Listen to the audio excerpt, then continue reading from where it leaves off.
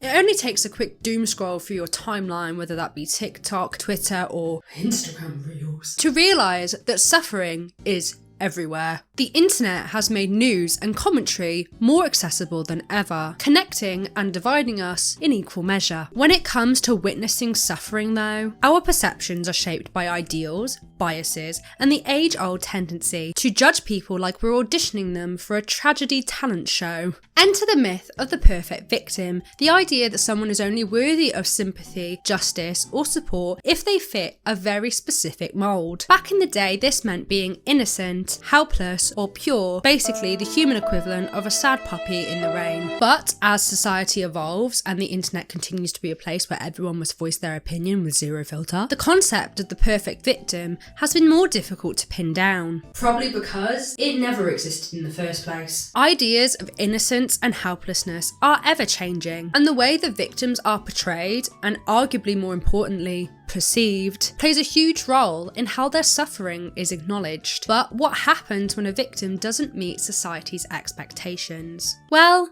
we get a mess. A dangerous, unjust, empathy deficient mess where real people are left unheard because they just don't check all the right boxes. And that's a problem worth more than a viral take. Centuries of legal and cultural conditioning have given us this myth of the perfect victim, a poor, helpless soul so pure they practically float into the courtroom on a cloud of innocence. In the legal system, one may argue that being a credible victim often has less to do with what has happened and more to do with how well they can channel a Disney princess level of virtue. This leads to a dangerous mindset. The perpetrator is as guilty as their victim is innocent. This is especially a problem where evidence is scarce. Think sexual assault trials, bully investigations, or those awkward mutual friend disputes where one person suddenly becomes Mother Teresa and the other a really bad villain. For centuries, society has expected women, children, and marginalised groups to be the right type of victim: vulnerable, blameless, and most importantly, silent. But as we'll explore in this video, victimhood doesn't come with a dress code. And despite what history may suggest, being imperfect doesn't make you any less deserving of justice. On the flip side of the perfect victim myth is the idea that suffering is just karma in action, that if something bad happens to you, you somehow must have earned it. Lerner's just world hypothesis suggests that people like to believe the world is fair, which leads to the comforting but flawed assumption that victims bring their suffering upon themselves through their actions or traits. Hamby and Grit note that in Western industrialised countries where just world beliefs are common, people tend to think everyone gets what they deserve. This often fuels victim blaming, as people instinctively devalue victims to maintain their belief in a just world. Because apparently, it's easier to believe that someone deserved their misfortune than to admit that life is just unfair, sometimes justice isn't guaranteed, and bad things just happen. The term blaming the victim was first used by sociologist William Ryan in response to the Moynihan Report, which argued that racial and economic inequalities, particularly in black communities, were caused by the rise of single-parent households. Ryan, though, just wasn't having it. In his 1976 book, Blaming the Victim, he criticised this logic, pointing out that the report conveniently ignored racism and systemic social factors, instead shifting responsibility onto those affected by inequality. Since then, blaming the victim has been the go-to tactic in discussions on everything from gender-based violence to racism. Because why fix systemic issues when we could just blame people for their own suffering? In psychology, victim blaming is basically the art of pointing fingers in the wrong direction, holding people partly or fully responsible for their own misfortunes. It can happen on an individual level, like blaming a woman for being sexually assaulted, or blaming a child for being bullied because they're a bit weird, or on a broader scale, such as blaming African American culture for economic inequality, or holding so-called masculine attitudes responsible for the men's mental health epidemic. Because heaven forbid we address, the real systemic issues. Victim blaming is also linked to testimonial injustice, where negative stereotypes make victims seem less credible, as if their suffering is just a misunderstanding. It also connects to hermeneutical injustice, where victims struggle to explain and describe their experiences like subtle racism or systemic injustice. And instead of listening to them, society will hit them with, "Are you sure it wasn't just a joke?" Or the classic, "Maybe you're just overreacting," because apparently the best way to deal with injustice is just to act like it's not happening. And then we have gaslighting, which is basically victim blaming with an extra side of mind games. The term comes from the 1944 movie Gaslight, where a husband manipulates his wife into thinking she's losing her mind, because apparently divorce was just too much of an effort. Since then, gaslighting has become a regularly widely discussed topic in both research and pop culture, especially in the context of heterosexual relationships where women are often the target of these psychological gymnastics. While gaslighting can make anyone question their reality, Sweets points out that gender stereotypes make it particularly damaging for women. In Gaslight, the wife is convinced she's going crazy, an idea that conveniently aligns with the patriarchal narratives that have labelled women as hysterical for centuries. Because, why address women's concerns when you can just call them irrational and move on? And when phrases like "you're overreacting" or "that's not what I meant" get thrown into the mix, women often end up internalising these societal assumptions, reinforcing ableist language and self-doubt. But gaslighting isn't just a relationship problem, it can be a full-blown power move used to uphold inequality. Gaslighting isn't just for toxic exes. It also shows up in interactions between cis and trans people, heterosexual people and LGBTQI+ individuals, and white people and people of colour. Davis and Ernst define racial gaslighting as the political, social, economic and cultural process that perpetuates and normalises a white supremacist reality by pathologising those who resist. Translation: it's a tactic that makes people of colour think that they're imagining racism. Common hits include "why do you always make everything about race?" or "you're being too sensitive," and "I don't see colour." These dismissive responses rely on racial stereotypes, particularly about Black Americans, to discredit lived experiences, proving that gaslighting isn't just this annoying thing that can happen in relationships, but it is a tool of systemic oppression. Victim blaming is also a classic microaggression, those sneaky little comments or behaviours that subtly or not so subtly blame marginalised groups for their struggles. Victim blaming also shows up as secondary microaggressions, like when someone gets called out and instead of reflecting, they double down by saying, "You're too sensitive," or "women always make everything about gender."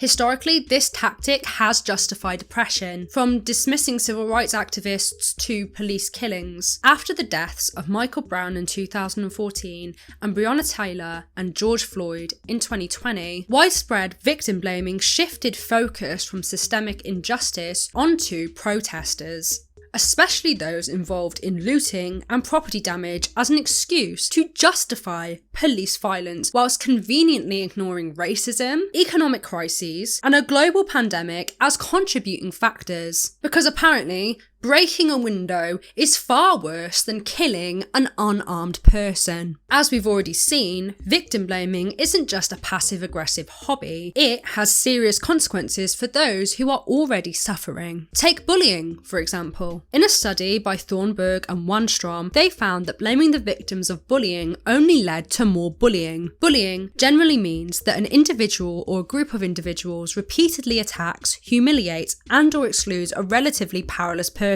Whilst it's a huge problem in schools, it can equally damage people in social groups and workspaces. Research shows that kids and teens often explain bullying by saying that a victim is different or strange or doesn't fit in. Moriarty argues that the idea of victim precipitation, the belief that victims somehow ask for it, gives offenders a convenient excuse to justify their actions. Victim blaming also has serious consequences in men's mental health. Health services that buy into victim blaming can unintentionally stigmatise patients, making them feel alienated and less likely to seek help. Research shows that this often leads to reduced service use, treatment dropouts, and poor therapeutic relationships. And many scholars have observed that discussions about men's mental health often take a narrow, deficit-based approach, which can border on victim blaming. Men's health discussions sometimes blame men's attitudes and behaviour as the root cause, ignoring things like societal pressures, work struggles, and relationship issues. It's like saying, just think positive, bro, when actually life's a bit more complicated than that. A 2017 European Parliament report links men's mental health to masculinity, suggesting it encourages emotional suppression or anger. The World Health Organization supports programs addressing gender and masculinity. But a recent American Journal of Public Health editorial titled Men's Health Beyond Masculinity argues that this focus is too narrow. The authors say it ignores the larger social factors that influence men's health. And Canadian scholars agree. British Columbia's Men's Health Initiative warns that fixating on the negative aspects of masculinity risks victim blaming and alienating men from health support. Focusing solely on masculinity narrows research and limits the impact of health campaigns. Take, for example,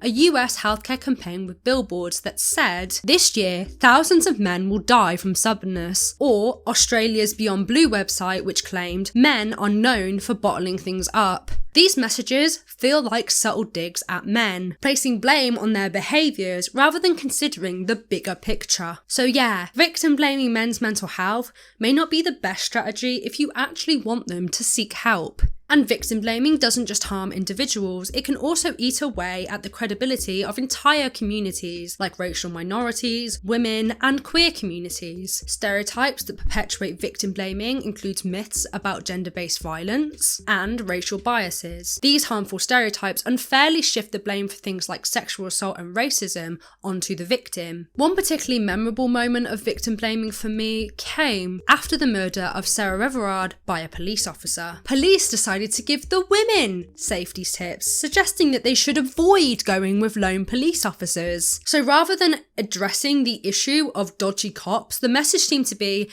hey ladies, be careful around officers because apparently they're not always the good guys. As if we don't already know all of these keep safe tactics. But how is victim perception and victim blaming linked together? Effectively, victim blaming takes a sledgehammer to the ideal victim image, making it way harder for society to see anyone as deserving of justice or empathy. The two ideas work hand in hand. Victim blaming chips away at a victim's credibility, pushing them further away from the mythical perfect victim status. And at the same time, the lack of right characteristics such as innocence, purity, or being quiet enough only increases the chance of being blamed. It's basically a twisted game where if you don't meet certain standards, congratulations, you will be the scapegoat. A 2022 study examined what influences victim blaming in online harassment. Participants read a fake Facebook post about a victim describing harassment. The victim's appearance was either sexualised or non-sexualised, and the results showed that sexualised victims, regardless of gender, were blamed more. The post was as follows. Today something happened which upset me terribly. I found out that some of my pictures, which I published on my Facebook page, had been taken without my permission and published in a closed group of people. The group had commented on them in a rather vulgar manner. Participants rated the seriousness of the harassment, how much they blamed the victim, and their willingness to help. The study found that sexualization significantly increased victim blaming, but the victim's gender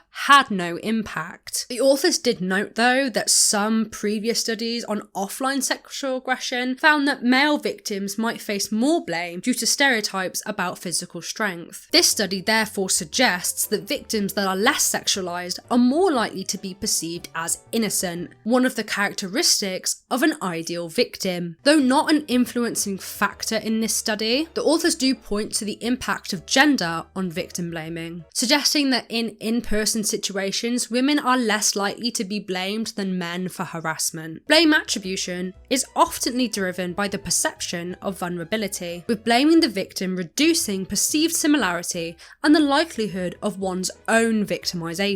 In the study, It's Your Own Fault, Factors Influencing Victim Blaming, the authors examined how factors like the victim's and subject's genders, victim stereotyping, perceived threat, and the belief in a just world influence victim blaming dynamics. Male participants consistently blamed victims more than female participants, even when other factors were controlled. However, research on the impact of a subject's gender on victim blaming is mixed. Some studies found no gender differences at all, while others studies did find that men are more likely to blame victims, and these findings vary based on how victim blaming is measured and the gender of the victim. Female victims experience significantly higher victim blaming than male victims when there was high stereotyping and a high threat ending, with the subject's gender and belief in a just world held constant. When we say high stereotyping, we're talking about gender norms and how people of that gender either fit the stereotypes of gender or go against them. This finding highlights that both stereotyping and the story's ending significantly impacted victim blaming,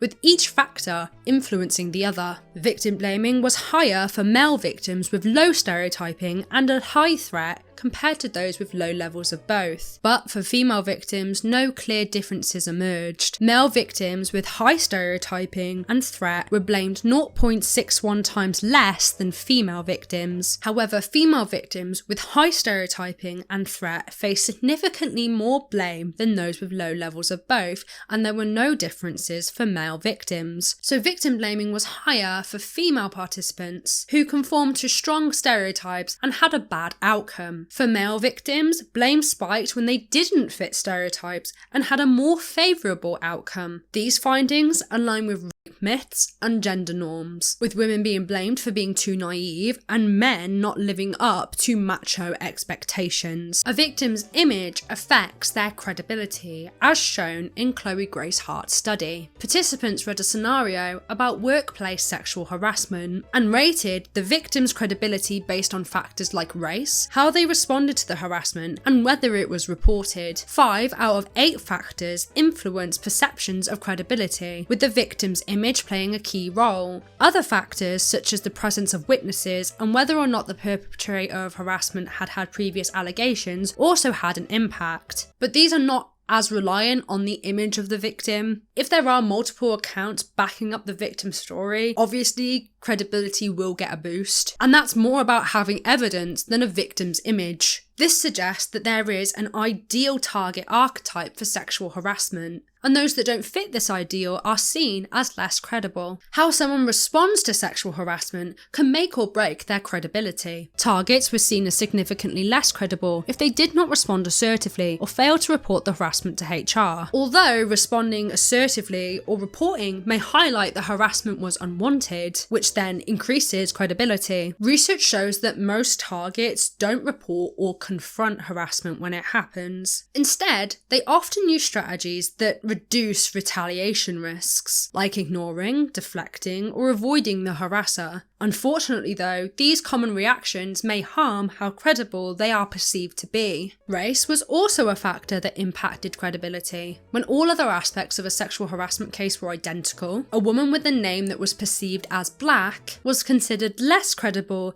than one with a name that was perceived as white. This may tie into the long-standing stereotype that black women are hypersexual or bad girls, while white women are seen as delicate, fragile, and of course, pure. According to this study, an ideal victim would report an act against them, such as sexual harassment, immediately, and would actively fight against it. They would also be white. This study is limited though, as it only focuses on female targets. From these studies alone, we can conclude that a victim's credibility is heavily influenced by race, gender, and behaviour. If a victim is seen as sexualised or doesn't conform to gender expectations, they're more likely to be blamed for their suffering. In Europe, about 20% of people believe women exaggerate violence or that sexual violence is justified if the victim's drunk or wearing revealing clothing. If a man doesn't fight back, he's blamed more, while women who fit stereotypical gender roles, they get blamed too. Interestingly, the seriousness of event matters more for male victims, who are blamed more if it's less serious. For women though, apparently it's always their fault. So while these studies are enlightening, wouldn't it be more fascinating and potentially problematic to see how all of this plays out in a real life situation? Time for a case study. In 2019, Johnny Depp filed a $50 million defamation lawsuit against Amber Heard, who countersued for $100 million in 2021. To understand the case, we need to just go over the timeline. In 2016, Amber Heard filed for a divorce against Johnny Depp, 1 year into their marriage. That same month, she obtained a restraining order against Depp, claiming domestic violence. Heard claimed that Depp threw a phone at her, hit her, grabbed her face, and pulled her hair. She submitted a photo of her bruised face to the court, and reporters noted a visible bruise on her cheek during her court appearance. Depp denied the allegations, with his lawyer calling them a ploy for financial gain. No charges were filed, and the divorce was finalised in 2017. In April of 2018, The Sun, a British tabloid newspaper, published an article labelling Depp a wife-beater, referencing his casting in Fantastic Beasts. Depp sued the newspaper for libel in June 2020, but lost in November 2020. The court had found that The Sun had proven that their claims were substantially true, with the judge ruling 12 out of 14 alleged domestic violence instances had occurred. In December 2018, Heard wrote an op-ed in the Washington Post about speaking out against sexual violence. Although she didn't name Depp, the post led to him suing her for defamation in March 2019, claiming that her allegations were false. Heard countersued Depp in 2020, accusing him of orchestrating a smear campaign, and the case went to trial in Virginia in April 2022. In June, the jury ruled in Depp's favour, awarding him with over $10 million in damages, whilst also awarding Heard $2 million after finding Depp's lawyer defamed her in one of 3 statements. Let's talk about the media circus surrounding this trial and how victim blaming and the myth of the perfect victim were used against Amber Heard. Now, I'm not here to say who should have won. I'm not a legal expert, just a humble observer, but I'd argue that the way that the media had a field day might have influenced the jury's decision. I mean, when the media focuses more on whether someone's perfect victim material than the actual facts of the case, things will get complicated. Heard's testimony was often seen as theatrical by some, turning it into a form of entertainment for others. On social media, her emotional breakdown on the witness stand, where, trigger warning, she accused Depp of sexually assaulting her with a bottle, was treated like a dramatic episode of reality TV, something to discuss and dissect with friends. The courtroom showdown between 2 Hollywood actors may have fueled this sense of theatrical unreality, with Depp's team calling Heard's testimony the performance of her life. And many people using hashtags like Justice for Johnny or Amber Heard is a liar conveniently forgot that Depp did lose a libel case where 12 out of the 14 alleged instances of domestic abuse were proven substantially true.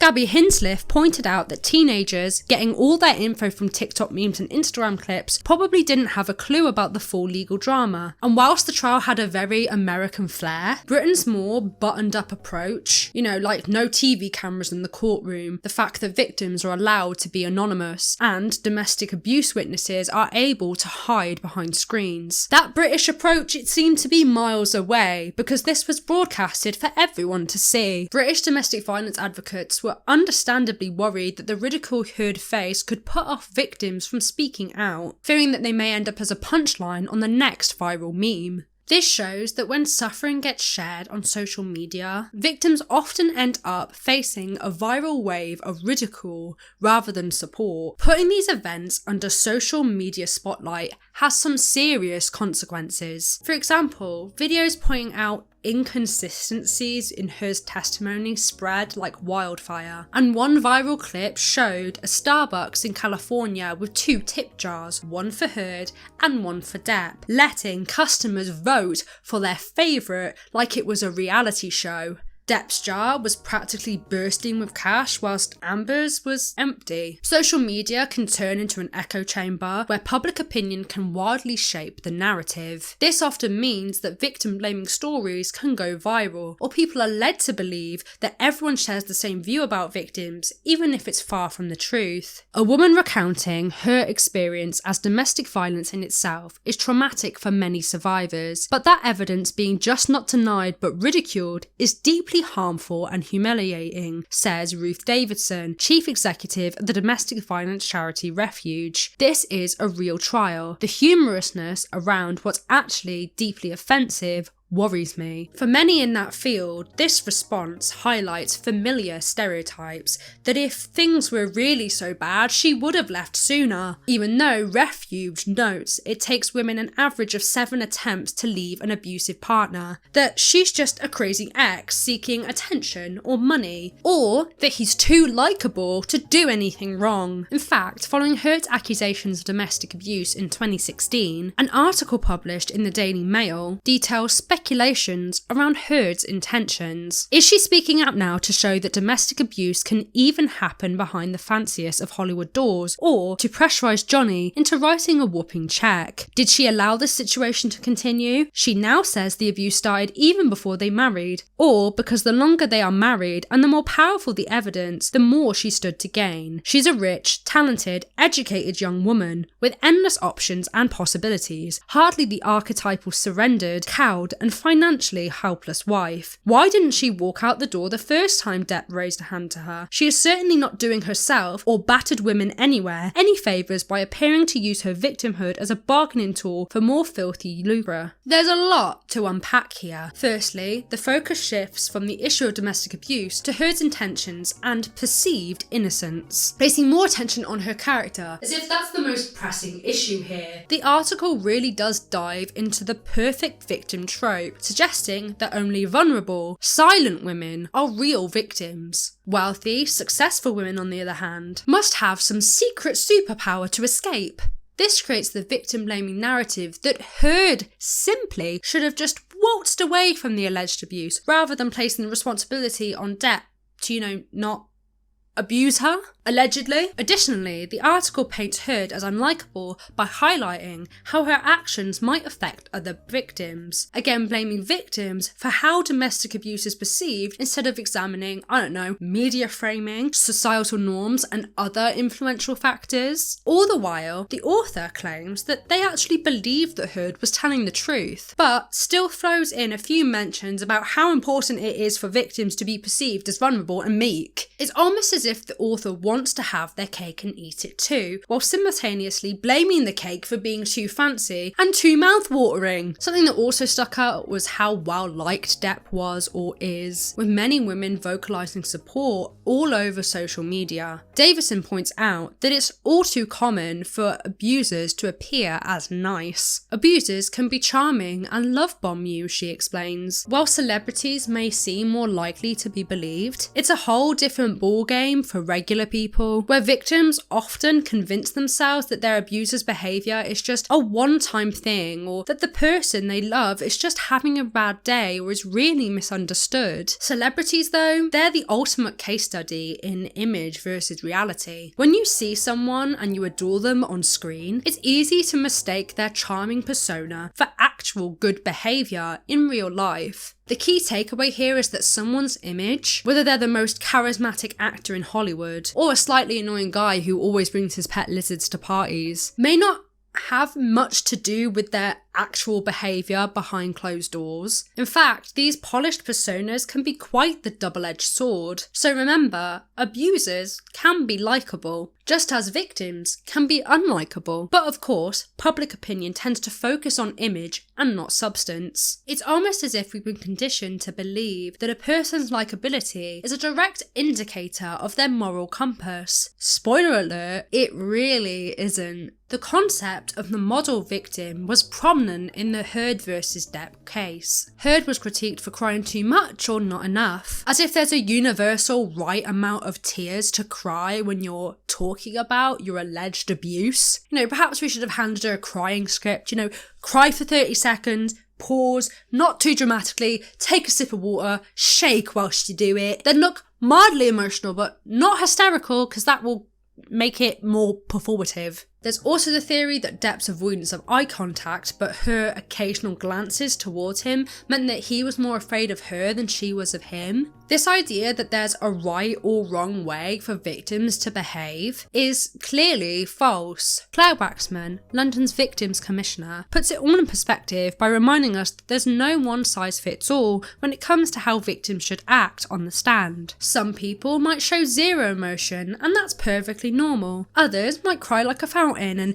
guess what? That is perfectly normal too. The trauma response is not a performance, it's a response.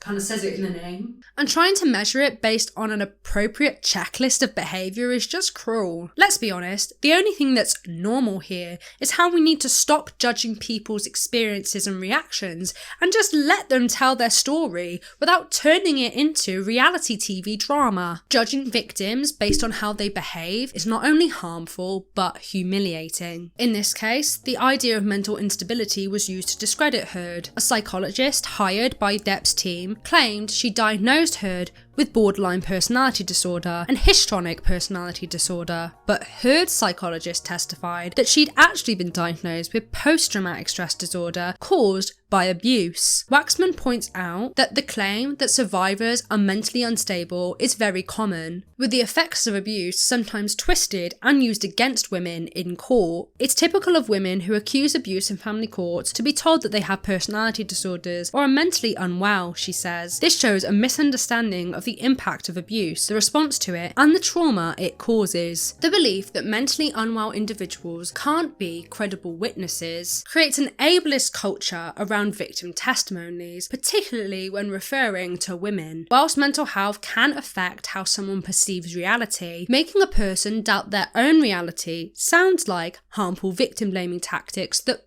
we have already discussed. But hey, why stop there? Let's throw some misogyny in the mix. If a woman is upset, emotional, or reacts strongly to abuse, well, she must be crazy, right? It's a nice little 2-for-1 deal. The crazy ex-girlfriend trope plus the let's blame her for being mentally unwell trope. It's like a perfect storm of victim blaming. The concept of mutual abuse also came up in this case. A recording played in court where Heard seemingly admits to hitting Depp sparked debates around whether mutual abuse, where both partners are violent, is real or just a claim used by perpetrators to confuse the issue. This also highlights how a victim's actions can affect their credibility. Because if a victim admits to hitting back, well, they can't be a victim anymore, can they? Even though some of the studies that we discussed showed that you're not blamed for harassment if you fight back. As Davison points out, abuse is all about power imbalances, where one person controls the other. But as she cleverly adds, once you label a relationship as abusive,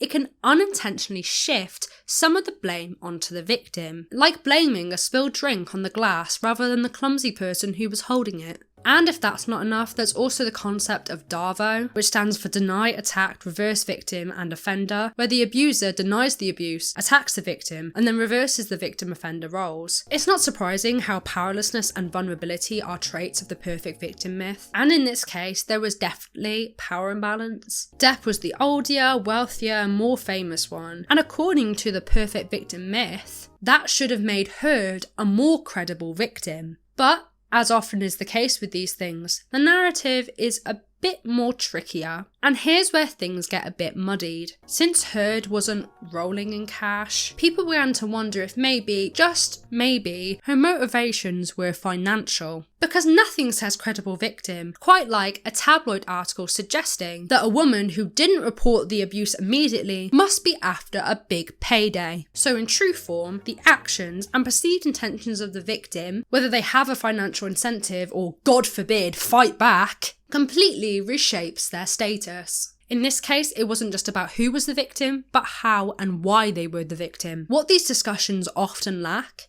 is nuance. Is it possible that someone who has been through the ringer, has PTSD, has moments of emotional chaos, occasionally hits back, and may want some money, be a victim of domestic abuse? Yes. And let's not forget, victims don't come with a shiny, perfectly packaged victim label that says, I'm traumatised, but only in a socially acceptable way. In fact, the very idea that a person has to fit the perfect victim mould in order to be considered a victim is not only unrealistic, it's downright ridiculous. People can be messy, emotionally and physically, and still be deserving of empathy and support. What really matters here is how we view a person, and whether we label them as too emotional or not innocent enough affects whether we believe their story and whether we start playing the blame game, instead of focusing on what actually happened. Because yes, a person can be an imperfect victim, and the truth of their suffering doesn't change simply because their behaviour doesn't fit neatly into the little box society wants to put them in. To conclude, the ideal victim stereotype discredits those who don't conform to societal expectations, often portraying victims as passive, vulnerable, and innocent. Victim blaming thrives on this, with sexualized victims often blamed more than those that fit the ideal mold. Gender and race also plays into this, with men, or those defying gender norms, being blamed more, while women who fit stereotypes of passivity still being blamed. The treatment and receival of Amber Heard's testimony in her trial against Johnny Depp shows how this can play out in real life. Despite fitting some ideal victim criteria, such as being female or being the one with the less power in the relationship, her behaviour was scrutinised and her credibility was questioned. Her motives were also attacked, with critics suggesting financial gain, undermining her victimhood. Ultimately, victim blaming and the myth of the perfect victim perpetuate a harmful cycle where victims are disbelieved and mocked, especially when they don't fit the narrow societal norms of how a victim should look or act. And that's it from me, folks. If you did enjoy this video, leave a like, give me a comment on what your opinions are. Please stay courteous in the comments, as this is quite a debated and controversial topic. If you're new to this channel and enjoy this kind of content, please subscribe. And with that, I'll see you soon.